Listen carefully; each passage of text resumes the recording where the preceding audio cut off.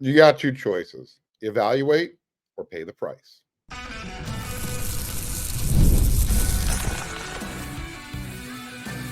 You are Locked On Trojans, your daily podcast on the USC Trojans, part of the Locked On Podcast Network, your team every day.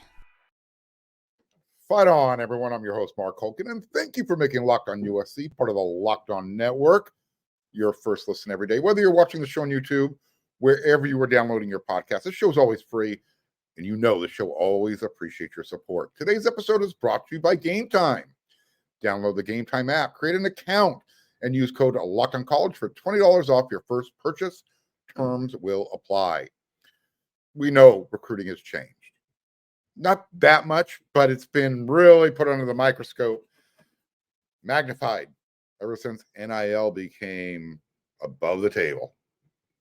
What I mean is kids, players, young adults getting paid to play college football. I mean, it's just become more obvious what's happened, what is happening when it comes to the ranked, at least when it comes to the best ranked players. At its core with recruiting, developing relationships, selling your program, it's still going to remain an important part of the recruiting process, right? However, it really kind of feels like the biggest bankroll is going to pay, or I should say, play the dominant role when it comes to recruiting. And I'll go into that more in my Friday rant, so stick around for that. If you can't or are not willing to recruit and buy the best players, then you had better be able to evaluate, and you had better be able to find better players who just might not even know it yet. Because apparently these players just become better once you put another star over their head. It's not always the case, especially when we're talking about the offensive line. The bar used to be measured by who's USC recruiting? Who are they getting? Because they're getting the best guys. Well, sometimes. Lately, it's been more about the prospects that programs like Oregon has been developing their relationship with. That's where, everyone's comparing, well, who's got the better offensive line? All about perception. With USC, there have not been enough Jonah Monheim success stories recently. Highly ranked guys coming out of high school who picked USC and who have turned out to be all that. Okay. Now, it's not like Coach Riley's fault. It's not Josh Henson's fault, but USC's 2022 recruiting class, look, if we're looking at it in hindsight, it was a disaster. Complete and utter failure.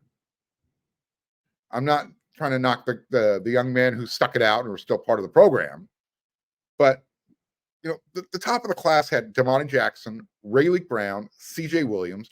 All those guys played together at Mater Dei, by the way. All of them are history right now, not with the program.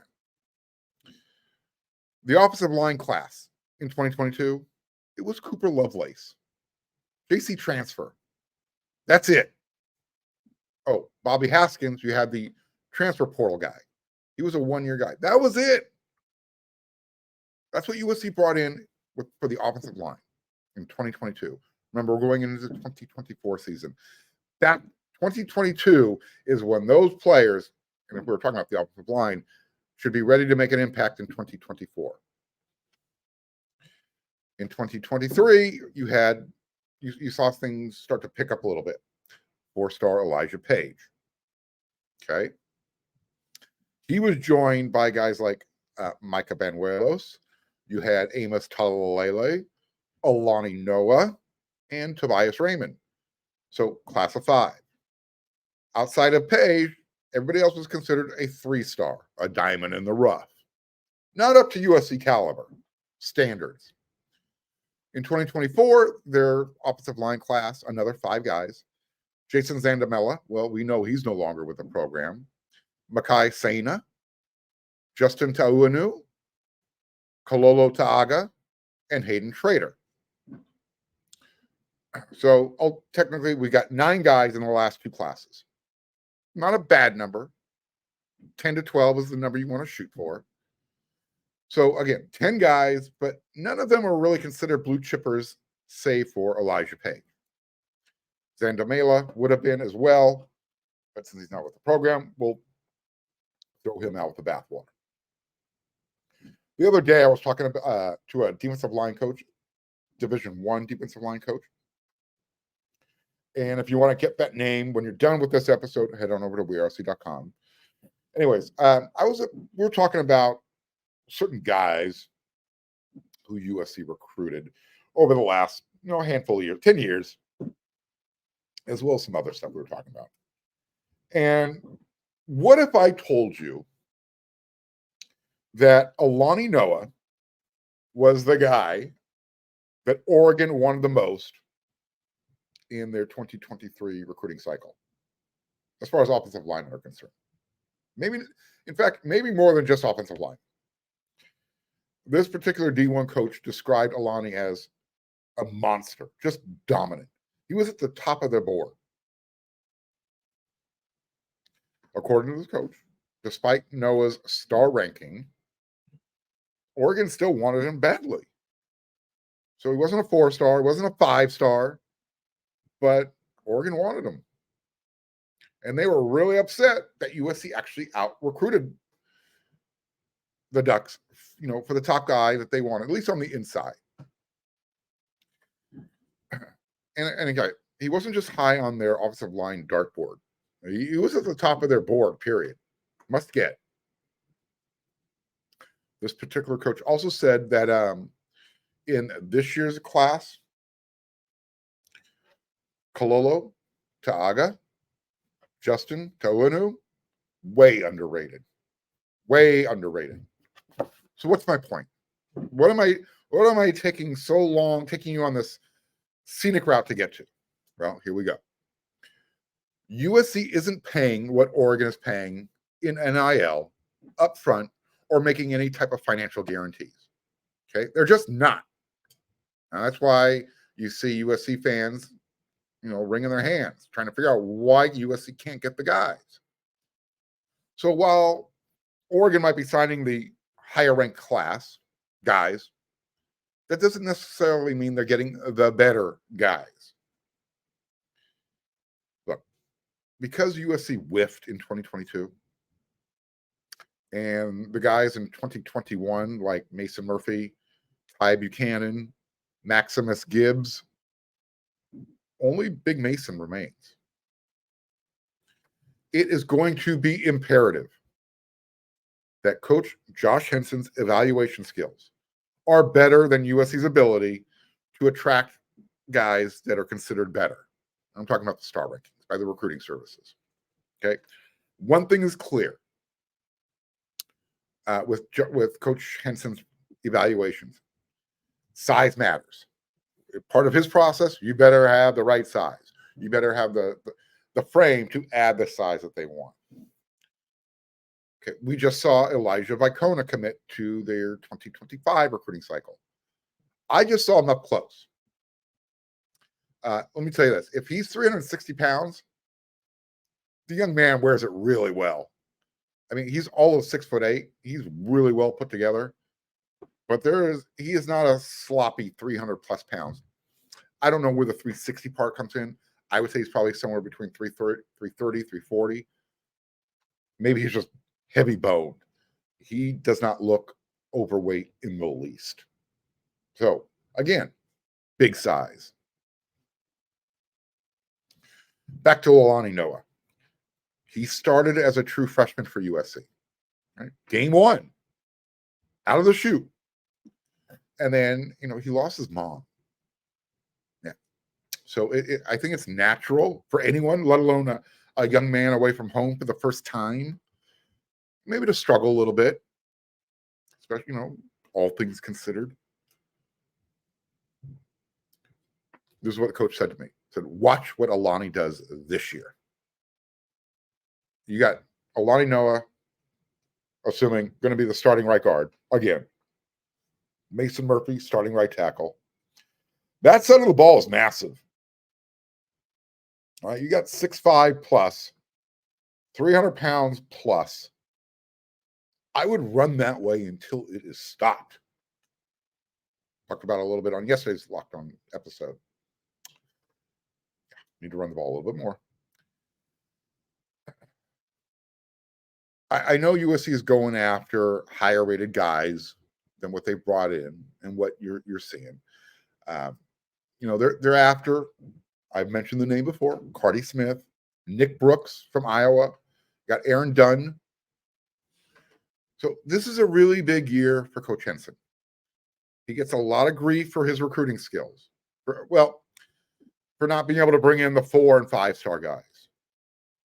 Well, I'll tell you what, if his evaluation and his development skills, if those take center stage in 2024 on the field, USC could start having both. But I'll tell you, you know what? It might not matter. It might not matter. Because if he's taking the time to evaluate and he's bringing in guys who aren't as highly ranked and they're getting the job done, okay, guess what? USC's getting a bargain. Let these young men earn their NIL. They don't need to get paid up front. Real quickly, one last note before we transition to the next segment. Reminder, Riley Pettyjohn, he's going to announce on Saturday, if you're watching this episode of Locked on USC Friday, day after 4th of July, when he commits to USC. Let me close this segment out with this question. Does that make July a success no matter what else happens? Remember, top 50 player in the country. USC needs linebackers. He would be the second one in the class joining Matai Taguai. Is Matt Entz the closer? Does that start opening the eyes of other defensive players?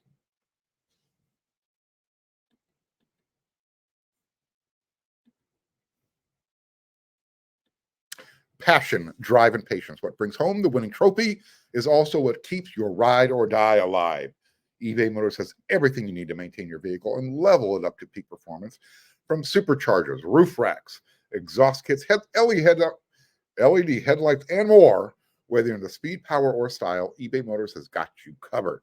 With over 122 million parts for your number one ride or die, you'll always find exactly what you're looking for. And with eBay Guaranteed Fit, your part is guaranteed to fit your ride every time or your money back, because with eBay Motors, you're burning rubber, not cash.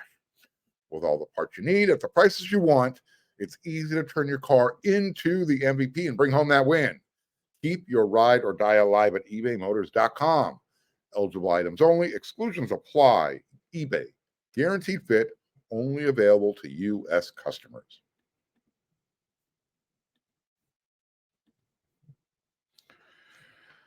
Better rivalries. Let me kind of throw this out there. You guys let me know. Hit me up in the comments section. If you're watching on YouTube and you haven't become a subscriber yet, what are you waiting for? I'm dragging you through the summer. This should be your only place to be. When you see that thumbs up, smash it and hit that bell notification button, and you're going to get USC news and notes 5 times a week all summer long. And you'll be prepared for when fall camp and the season starts. All right. Again, better rivalries. USC versus UCLA. Ohio State versus Michigan. Ohio State, Penn State. Michigan versus Sparty, Michigan State. And I'm going to throw this one in there. USC versus Notre Dame. Or does the SEC, do they have the better rivalry games? You got the Iron Bowl, right? Alabama, Auburn. Got the Red River Shootout now. Oklahoma, Texas. What about LSU, Ole Miss? Or is Ole Miss rivalry with Mississippi State the Egg Bowl? I'm going to go LSU, Ole Miss. What about between the hedges? Georgia, Florida. Good game, right? USC lost 2 of its oldest rivalries. We know about USC versus Stanford, USC versus Cal. Those are gone for the time being. This is one of the casualties of realignment. And look, we're just getting over the holiday weekend, Independence Day. That was part of the independence, that separation. It forced a sacrifice. So I wanted to kind of throw this question out there. Who has the better rivalry games now? I would say if you're looking for name recognition, you're always going to say, yeah, you know what? Nationally, people always watch Ohio State, Michigan. Two large alumni bases. Game's always on at 9 in the morning on the West Coast. So, USC fans, West Coast fans, they get to watch the game. Those schools do not like each other. I think Ohio State refers to Michigan as the school up north, T-Sun, T-S-U-N. I try to kind of piggyback off that. I call UCLA that school out west, S-O-W. Call them the pig. Anyways, yeah, just kind of dragging along here. So you got those games. Look, when the Pac-12 dissolved, you lost. The Civil War came to an end. The Apple Cup interrupted. Those games, I think, are going to be maintained, but it's not part of the conference. And technically, neither is USC versus Notre Dame. However, Notre Dame plays Michigan frequently. They play Michigan State frequently. I still think Notre Dame would consider USC their rival compared to those two schools from the Mitten State. But I think it would probably be fair to say if you're looking at the scales, it's probably going to lean towards the SEC, especially with that Texas-Oklahoma rivalry moving in. USC, UCLA, look, you don't get two major programs that literally are 10 miles apart from each other? Yeah, that's how close USC and UCLA are to each other. I don't think it has the national implication, the national appeal that, say, the Alabama-Auburn game does, or the Michigan-Ohio State game. Just being honest. I wish it did. I mean, they're the only schools that I know of that allow each school to wear their home colors regardless of which field they're playing on. So it's always cardinal and gold versus baby blue and whatever that yellow color they wear. When Ohio State travels up to Michigan, Ohio State's wearing their white jerseys. I think every one of these types of rivalry games, wear your home jersey, right? What rule are you breaking? As long as both schools agree to it, it's only going to generate more interest. And I think it adds to the tradition. In fact, I wish USC could wear their cardinal and gold in South Bend, especially when those guys come out in their green jerseys. Yeah, let the Domers wear their blue. Let USC wear their cardinal. Why not? Same thing with Alabama, Auburn. Love to see that. So again, the more we get away from our conference affiliations that we grew up with, this is, some of the things we have to sacrifice. But what I'm thinking and what I'm hoping is that the further we get into college football realignment, look, USC and Ole Miss canceled their relationship. Well, their home and away series relationship. Hopefully, USC can reestablish the relationship with Stanford and Cal. I think that would be great. If you're not going to play the Ole Miss type of out of conference games, then you know what? Let's put Cal and Stanford back on the schedule. I know I've talked about this before, but I wanted to bring this up because I kind of realized that, you know what? USC isn't the only team that's suffering with this. College football suffers with this type of thing. But the further we get into realignment, again, you know where I stand with this. I think we're going to have just a 68, 64 team pool of teams. Have the West versus the East. Everyone will schedule out of that pool. And I think you'll be able to bring back some games that will always be on the schedule every year. So, for example, USC versus UCLA, USC versus Notre Dame, USC versus Cal, USC versus Stanford. That keeps your travel down. And it also keeps tradition alive. And that way you can still maintain your 9 conference game schedule. So there you go. I am solving college football's problems. What I can't solve is what I want to talk about in my Friday rant, and that's coming up next.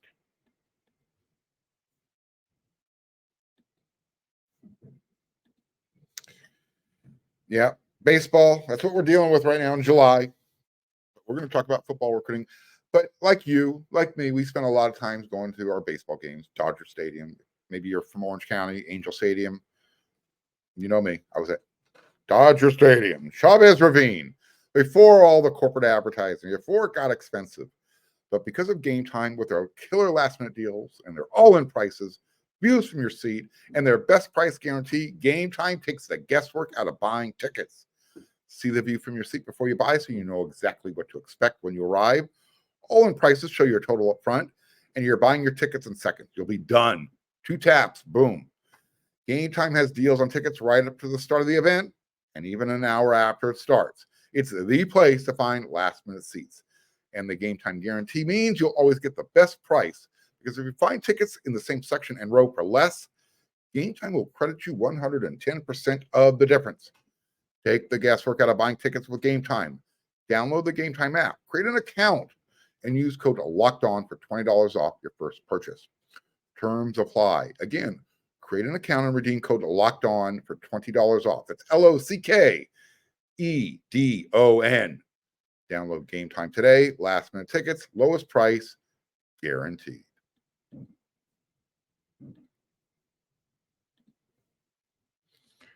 My Friday rant is going to be short and sweet, but it's pointed. What in the heck, I want to use a different word, but has Oregon ever done with the wide receiver position, okay, in their history to warrant the number 1 ranked wide receiver in the 2025 class to consider them, let alone commit to them? Trust me, this is not sour grapes, okay? I can give Oregon credit for recruiting offensive linemen. I sort of did that earlier in the show. But this one makes 0 sense. None. Take a poll. Raise your hand if you know the name Bobby Moore. No? What about the name Ahmad Rashad, who had a really great career in the NFL with the Minnesota Vikings when Bud Grant was their coach and Fran Tarkenton was their quarterback? Long time ago. A lot of you weren't even born. You might recognize the last name Rashad. Yeah. Ahmad Rashad. Felicia Rashad's husband. The Cosby Show mom. That was her husband playing in the NFL. Anyways. Now, since I'm trying to help you remember Oregon's best receiver in the NFL ever, name another Oregon wide receiver that you can point to as a selling point. You can't. That's my point. At one time, DeCorian Moore was committed to LSU in the 2025 cycle. He decommitted. He just announced he's going to Oregon. Again, he's considered the number 1 wide receiver in the class of 2025. So DeCorian Moore, no relation to Bobby Moore, Ahmad Rashad. He wants to be an Oregon Duck. My question is, for how much? How much are they paying this young man? Phil Knight, Nike, he's old, and he's getting older with every single breath. And he's spending his billions on his football team. I mean, he's hoping to see a trophy before he sees his final swoosh.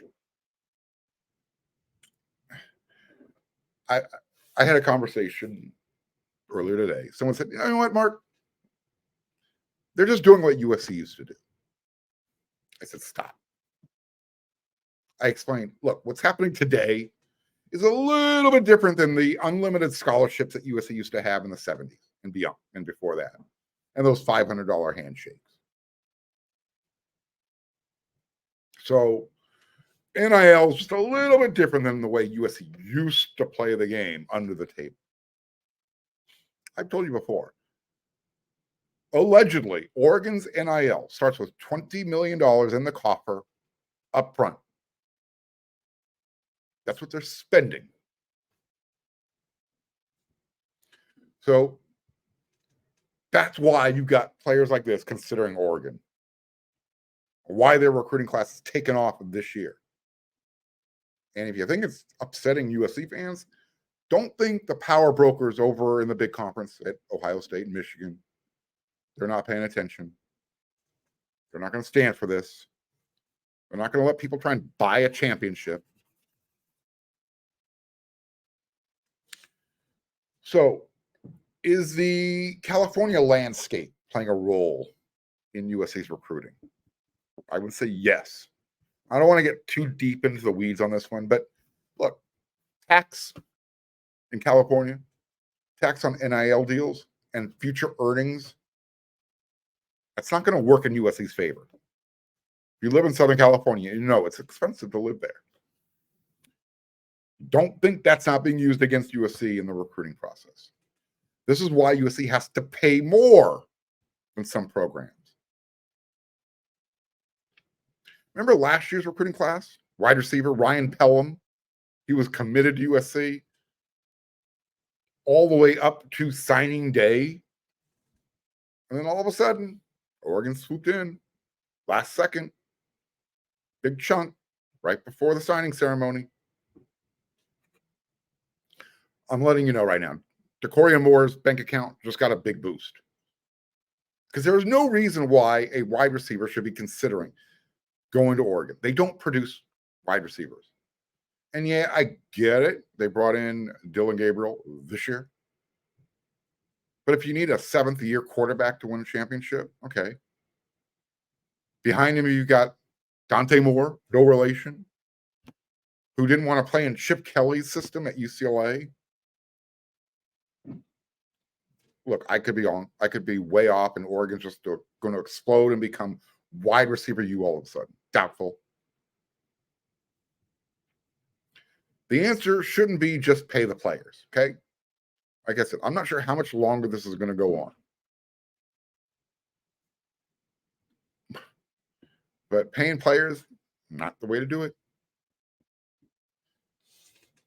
You can't just say, hey, you know what? We're going to buy a championship. How much do you need? Get you on the roster. And let's go ball out. It's not how it works. Oregon's going to try and make it work. We'll find out if it works. Good luck to DeCorian. Hope it works out. We'll see. All right, that's it. That's my rant. I'm done. I'll be back next week with another 5 episodes. That's what we do around here at Locked On USC 5 times a week. Locked On USC, part of the Locked On Network.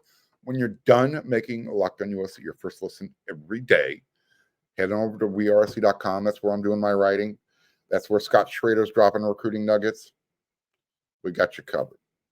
So until then, everyone, you know what to do.